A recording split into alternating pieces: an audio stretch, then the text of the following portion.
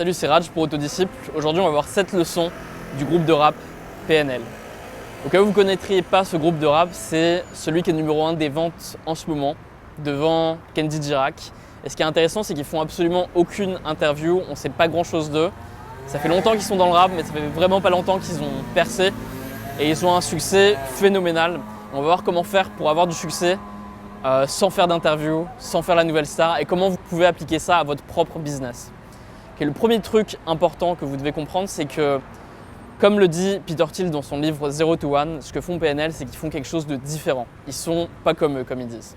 C'est-à-dire que ça ne sert à rien de vous lancer dans un business, selon Peter Thiel, si vous n'êtes pas capable d'être 10 fois meilleur que tout le monde dans votre domaine. Ça ne sert à rien de vous lancer.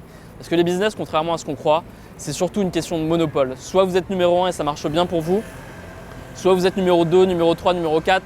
Et franchement, ça ne sert à rien, autant trouver un job normal plutôt que de faire une entreprise pour être numéro 2 ou numéro 3.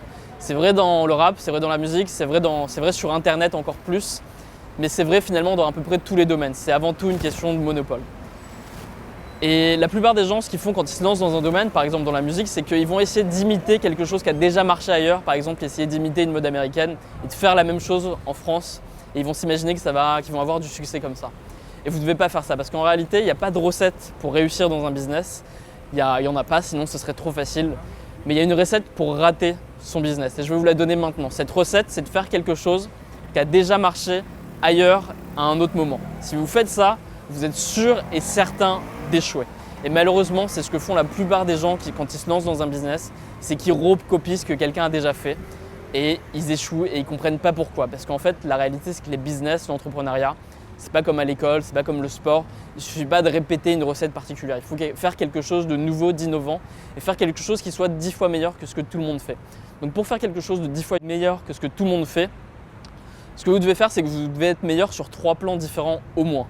Le groupe de rap PNL, par exemple, ils sont meilleurs que tout le monde, à la fois parce qu'ils font des clips meilleurs que les autres, parce qu'ils ont des productions différentes et meilleures que les autres, et aussi parce qu'ils ont un flow, une manière de rapper, de chanter, qui est complètement différente des autres.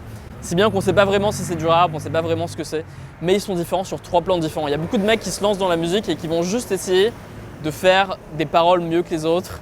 Ça va bien? Vous allez bien? Non mais vous pouvez rester, c'est des conseils intéressants. Beaucoup de gens, quand ils se lancent dans ça, dans le rap ou dans la musique ou dans le business, ils essayent de faire un truc mieux que les autres en pensant que ça suffira. Donc par exemple, il y en a qui vont juste être meilleurs au niveau des paroles et ils vont penser que ça suffit, et malheureusement, ils ne sont jamais remarqués. Malheureusement, parce qu'ils sont meilleurs sur un seul domaine, ils ne sont jamais 10 fois meilleurs que les autres et du coup, ils n'arrivent jamais à percer. Et vous devez comprendre ça. Ce qui nous amène au concept suivant, qui est un concept dont parle Jim Collins dans son livre Good to Great, qui est l'importance d'avoir un concept de hérisson, l'importance d'avoir une recette et de s'y tenir pendant longtemps.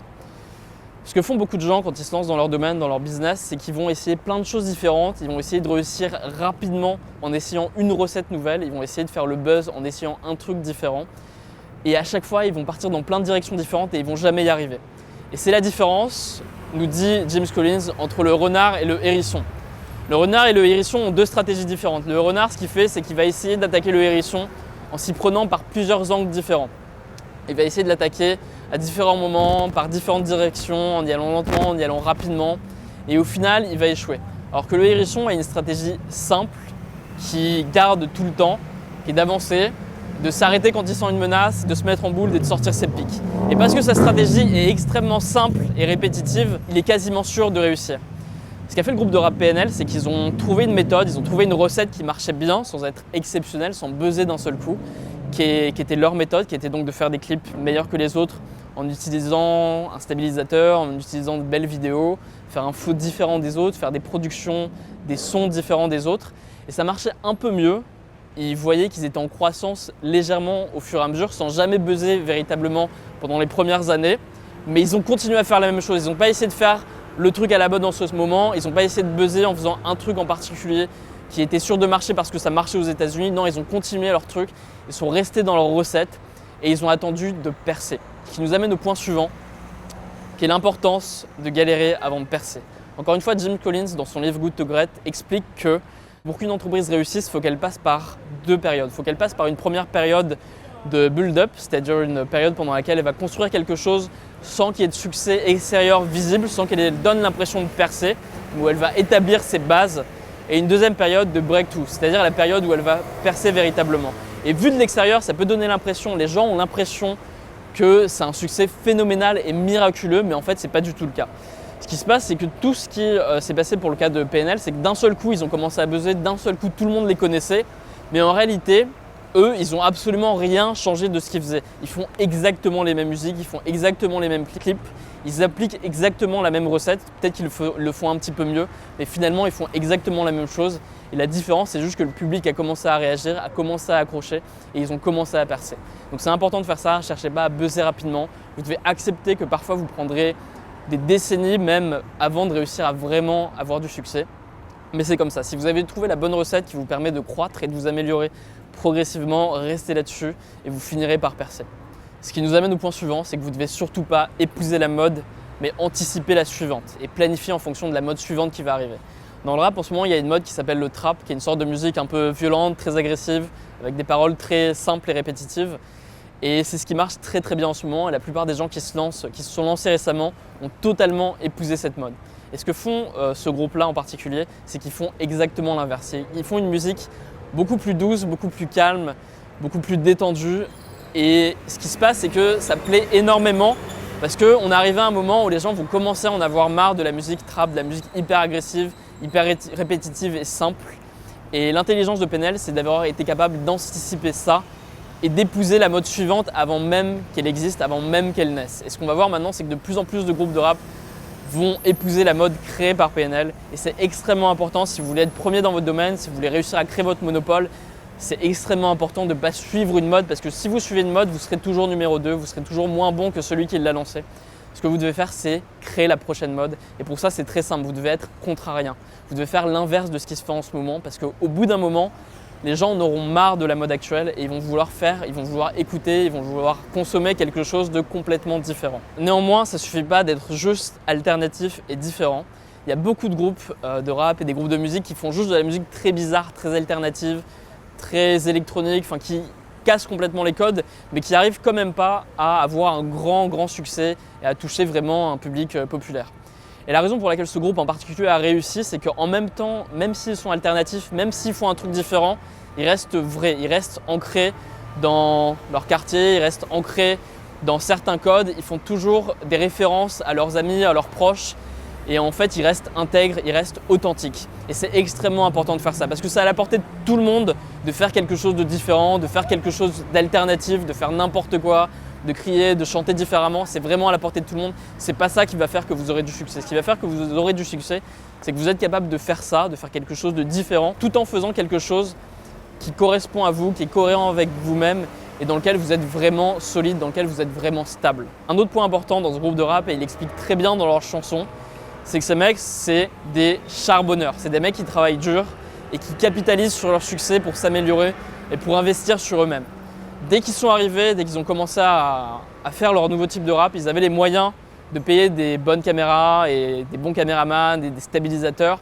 Et c'est probablement parce qu'avant, ils ont fait autre chose, ils ont charbonné, ils ont travaillé, peut-être pas forcément de manière légale d'ailleurs, et ils ont utilisé leur argent pour investir dans leur rap.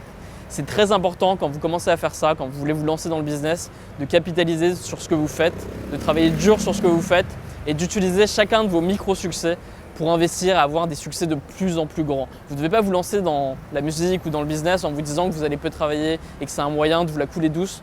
Non, vous devez avoir une mentalité de travailleur, de charbonneur. Et c'est le meilleur moyen d'être numéro 1 et d'obtenir le monopole dans votre domaine. Dernier point et le plus important, et c'est ce qu'ils répètent le plus dans leur rap, c'est que leur philosophie, c'est QLF. Leur philosophie, c'est que la famille. Ils mettent en avant leurs proches et ils n'essayent pas du tout de networker, de se faire des amis, de se faire un réseau. Et ils font juste ce qu'ils doivent faire pour améliorer leur musique, pour améliorer leurs produits à eux, sans chercher à faire plein d'interviews. La plupart des rappeurs vont chercher à faire plein d'interviews pour augmenter leurs ventes. Ils vont participer à toutes les émissions. Et PNL font pas du tout ça. Ils sont extrêmement mystérieux, ils font aucune interview, on ne sait pas qui ils sont. Récemment, ils avaient une émission sur la chaîne de radio Skyrock qui s'appelle Planet Rap. Et c'est une émission qui est très très grand public, par laquelle tout le monde passe quand ils ont un peu de succès. Eux, ils y sont passés, mais ils ne sont pas venus physiquement, ils ont envoyé un singe à la place. En fait, ils en ont rien à foutre de networker, ils en ont rien à foutre d'essayer d'être amis avec les bonnes personnes. Ils se concentrent sur une seule chose, faire du bon travail, faire de la bonne musique, faire un bon produit. Ils font ça aussi pour créer le mystère, mais je pense que c'est plus profond que ça.